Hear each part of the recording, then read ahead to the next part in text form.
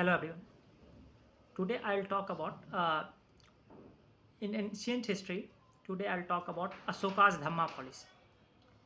Ashoka, which is considered one of the greatest king in India and across the globe, according to H.G. Wells, amongst of tens and thousands of monarchs that piles the column of the history, Ashoka shines the only star. According to him, Ashoka is considered was one of the greatest king.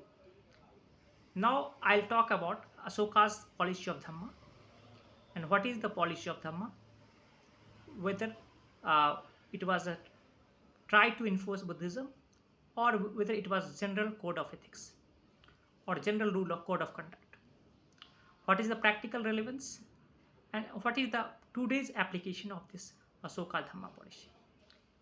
This Dhamma policy of Ashoka is very important even in examination point of view and general as a student of history it is very important point. So let's understand what is Ashoka Dhamma policy. So Ashoka's Dhamma is basically a general code of conduct to be adopted and practiced by general public at a large. It was basically an ethical code of conduct and which promotes humanity at large and the welfare of citizens at large. The the various uh, features of Ashoka's Dhamma policy are mentioned in various edicts which Ashoka has put in across the India. So the various features of Ashoka Dhamma is as follows. Here are few important Ashoka Dhamma policy. First is uh, service to father and mother, reverence to teachers, good treatment to relatives, and love of truth. Second one is uh, practice of non-violence, you know, and adopt and banning expensive ceremonies and and gatherings. Third one is having promoting efficient administration through efficient policy and the people contact through Dhamma Yatras. Fourth one is uh, uh, you know uh, giving the dignity to the servants and prisoners by government officials. Fifth one is the generosity toward the Brahmins. Sixth one is like promoting tolerance and acceptance among all sections of the sects and religions. And eighth one is that conquest through Dhamma instead of war. So basically, this is a general code of conduct. If you see the practical relevance of this, according to Ashoka, this is not an enforcement of Buddhism.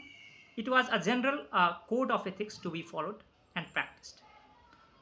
Uh, in personal life, he had adopted Buddhism, but he has never enforced the Buddhism in his kingdom. It was his practical wisdom, basically.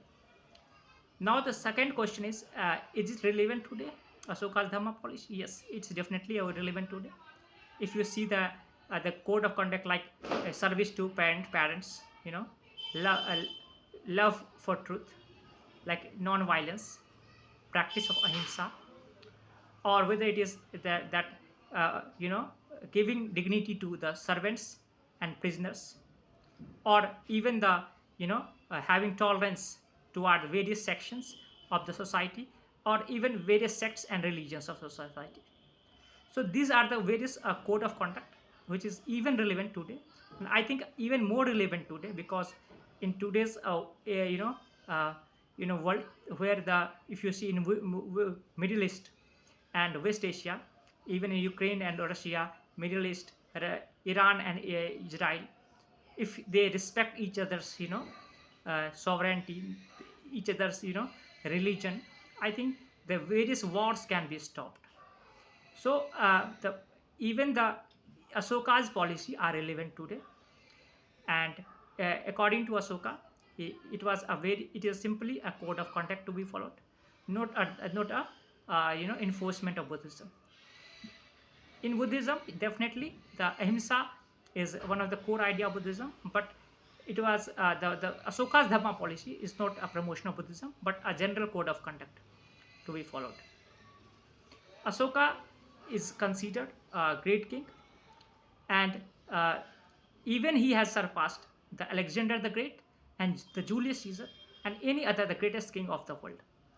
So we can see that Ashoka has not only has ideals, but he was a man of practical wisdom also, and and he has promoted welfare and generosity and humanity.